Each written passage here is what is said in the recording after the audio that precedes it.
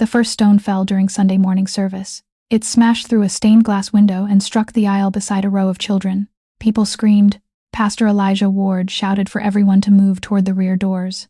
Outside, roofer Marcus Reed looked up from his truck and saw the church steeple leaning toward the street. Then he saw a woman trapped beneath a fallen wooden beam near the front entrance. Marcus ran inside. Dust filled the sanctuary. Broken glass covered the floor. The roof groaned above him. "Can you move?"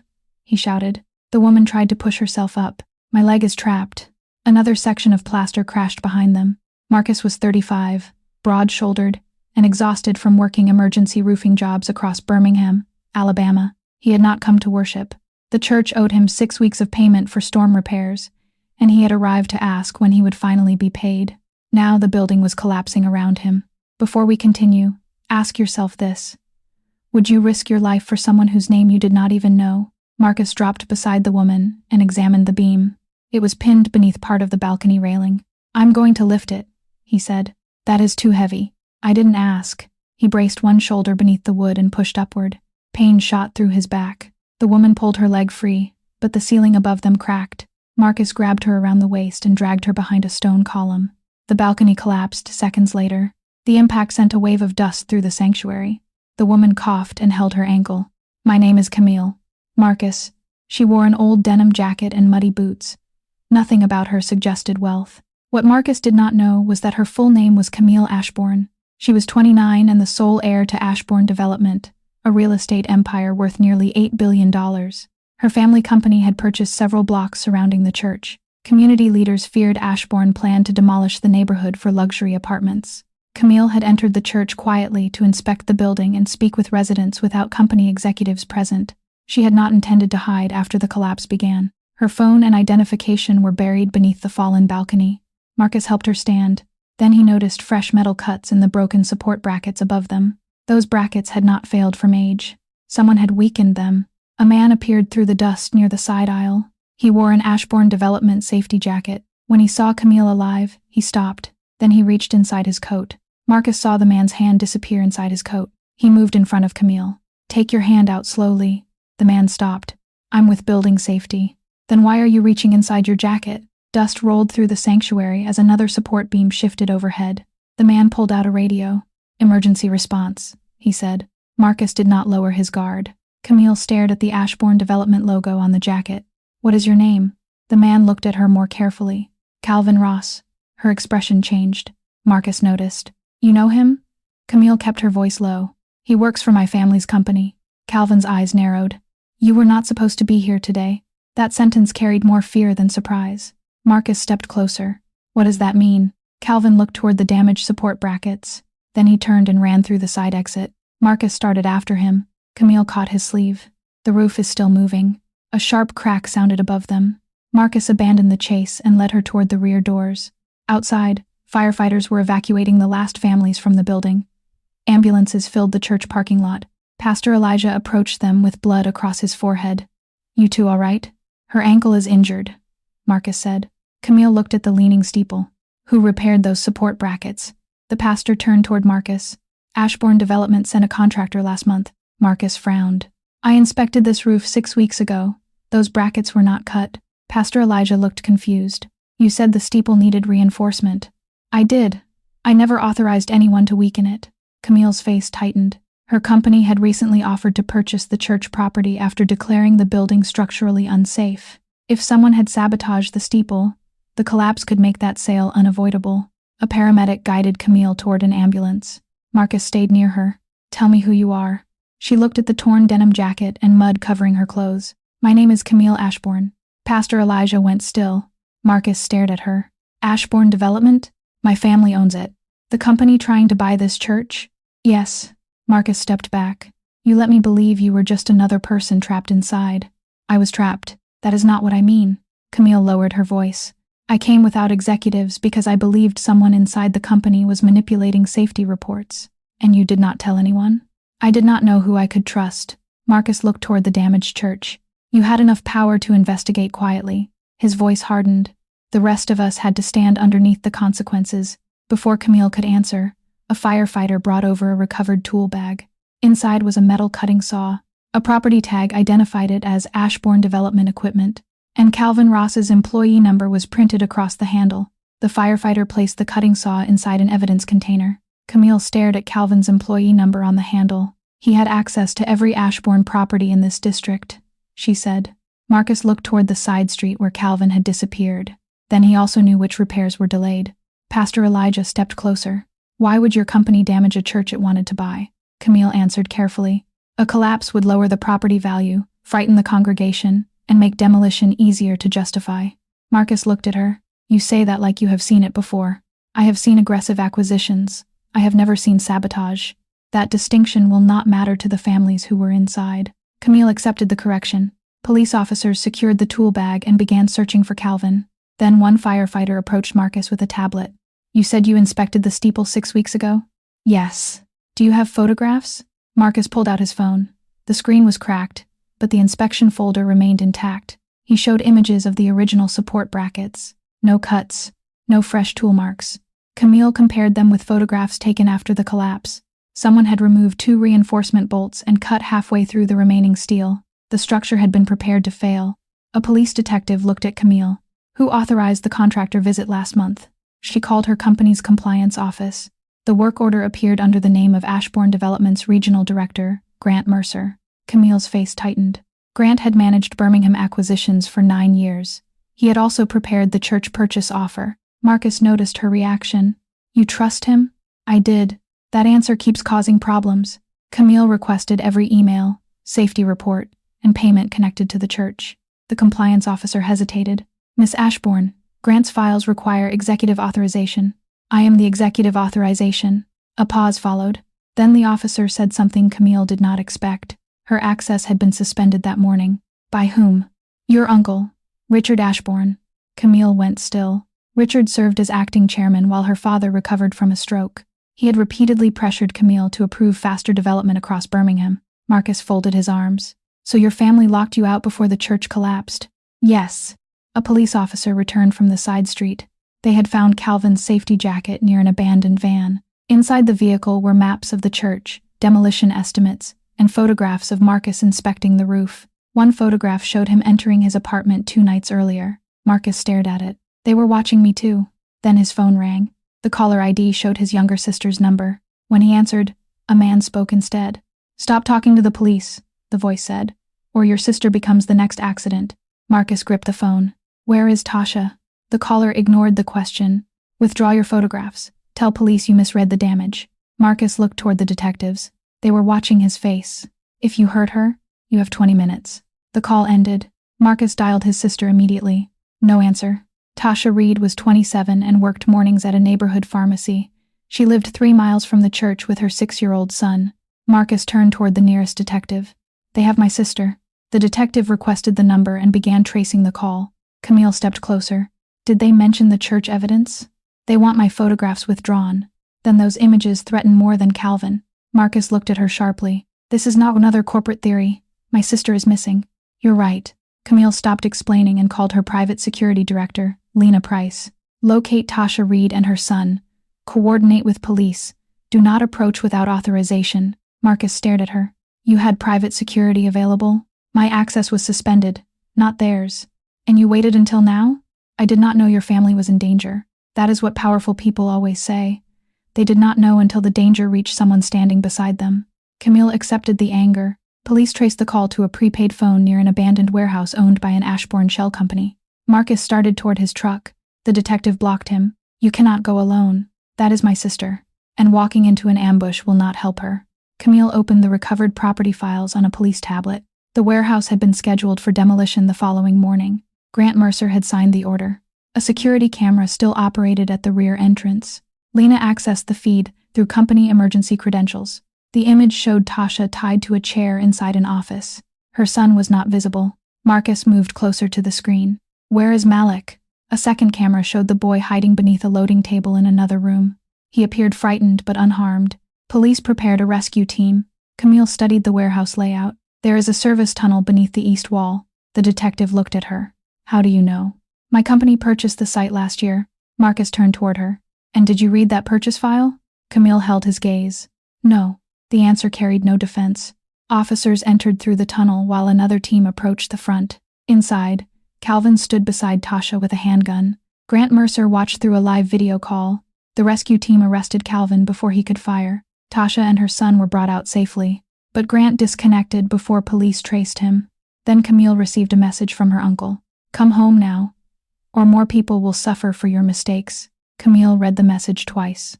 "Come home now, or more people will suffer for your mistakes." Marcus stood beside Tasha's ambulance while paramedics checked her wrists and breathing. He saw Camille's face. "What happened?" She showed him the screen. Marcus read the message slowly. "Your uncle sent that?" "Yes." "Then stop treating him like family." Camille looked toward the warehouse where Calvin was being placed inside a police car. "You think I don't understand what he may have done? I think you still want another explanation." She did.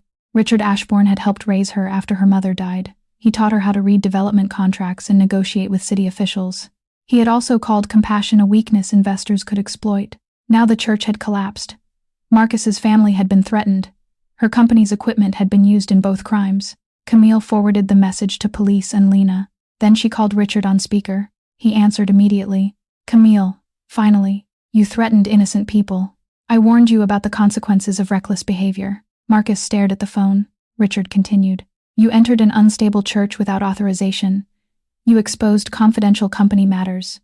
Now criminals are exploiting the confusion. Calvin worked for us, a low-level safety employee. Grant Mercer signed the demolition order. Grant is managing a difficult district." Camille's voice hardened. "And you suspended my access before the steeple collapsed." Richard paused. "Only briefly. You were interfering with approved acquisitions." "You mean I was asking questions?" "I mean you were risking billions because you wanted strangers to admire your conscience." Camille looked at Marcus. He did not offer reassurance. He simply waited for the truth. "Did you authorize the church sabotage?" she asked.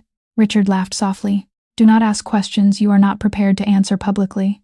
The call ended. Police traced Richard's phone to Ashbourne Development's Birmingham headquarters. Camille contacted the company's legal department. "Preserve every message, payment, and work order connected to Richard Ashbourne, Grant Mercer, and Calvin Ross." The general counsel hesitated. "Mr. Ashbourne is acting chairman, and I am the controlling heir. Your authority remains suspended." Camille looked at the church visible beyond the warehouse district. "Then send me the document that suspended it." Minutes later, the legal department produced a board resolution. The signature beneath it belonged to Camille's father. He had been hospitalized and unable to sign documents for 3 weeks. Marcus studied the digital certificate. "That signature is dated yesterday." Camille's face went cold.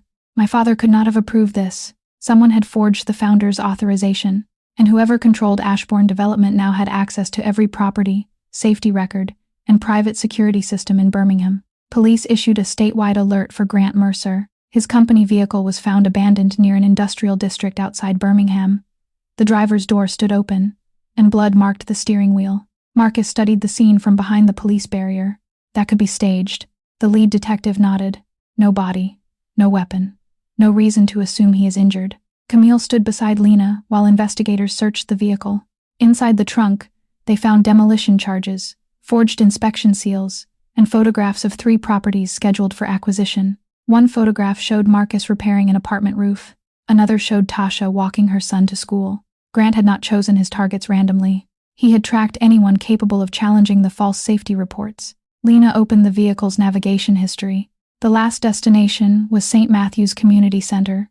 Marcus looked up. That building houses families displaced by storm damage. Camille checked the preserved files. St. Matthew's had been marked structurally unsafe that morning. Grant intended to create another collapse. Police surrounded the property while firefighters evacuated families through the rear entrance. Marcus noticed fresh dust beneath a foundation vent. He placed something under the west wall. The bomb unit was still 15 minutes away. A deep cracking sound came from inside. One support column had already shifted. Marcus moved toward the entrance. The detective blocked him. "You are not going in. There are still people upstairs. Firefighters are clearing them. They do not know this building's roof system." Camille stepped closer. "Marcus, you already saved 1 building full of people." He looked at her. "That does not mean I ignore the next one." She wanted to stop him. Instead, she turned to the detective. "Give him a radio and send a firefighter with him." Marcus entered with Captain Denise Hall. They reached the 2nd floor and found an elderly man trapped behind a jammed apartment door. Marcus forced it open with a pry bar. Then the west wall shook. A steel brace had been cut almost completely through. Grant stood at the end of the hallway, holding a remote trigger. "You should have withdrawn those photographs," he said. Marcus moved between him and the residents. Grant pressed the button. Nothing happened. Camille's security team had already blocked the wireless frequency. Police entered from the stairwell and arrested him. As officers took Grant away, he looked toward Camille. "Your uncle built this system. I only used it."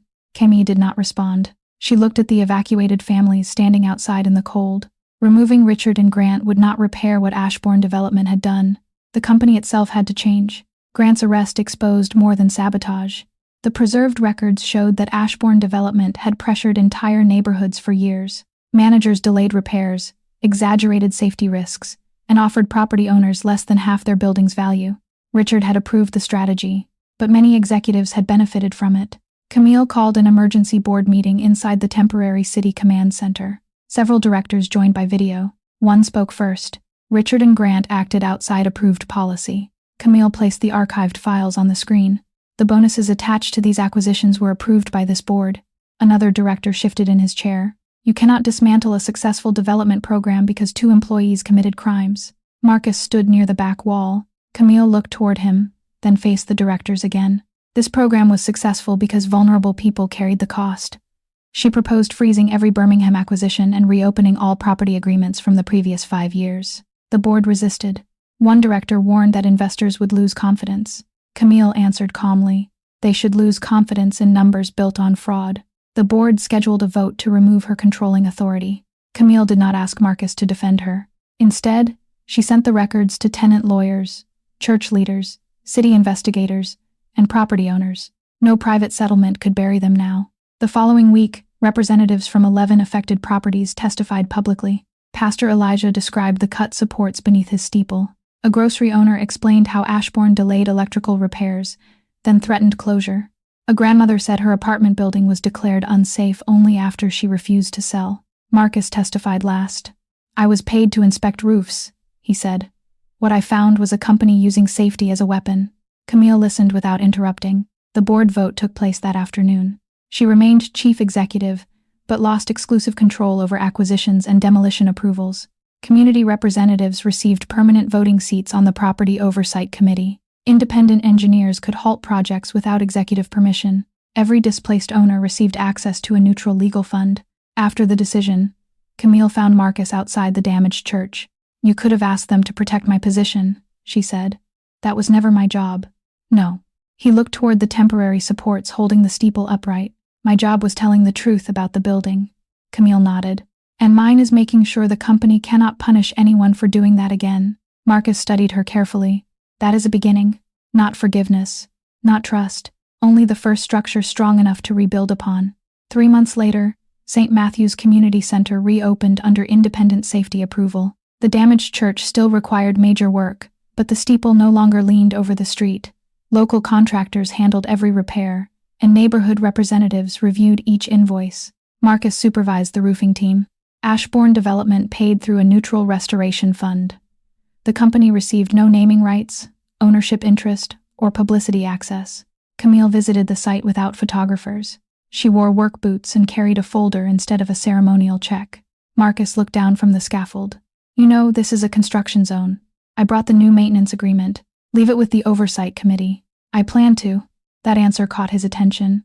During the afternoon meeting, property owners reviewed the agreement line by line. Emergency repairs could no longer be delayed to pressure tenants.